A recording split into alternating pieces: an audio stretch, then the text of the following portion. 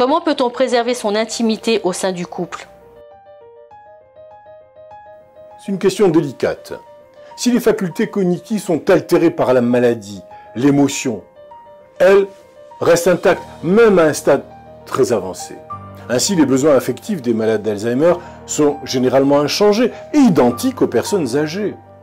Dans son remarquable dossier sur les relations intimes et la maladie d'Alzheimer, publié sur le site de l'association France Alzheimer, on trouve de manière intelligente la manière d'aborder cette question.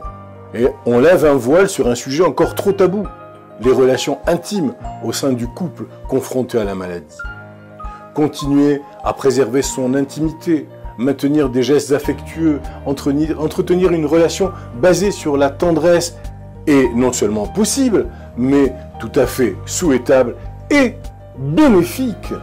Ainsi, comme l'explique M. Ribes, Gérard Ribes, qui est psychothérapeute et sexologue à Lyon, et qui est également membre du conseil scientifique de France Alzheimer, la sexualité est quelque chose de naturel, qu'il ne faut pas diaboliser et interdire à une personne malade sous prétexte qu'elle présente des problèmes cognitifs.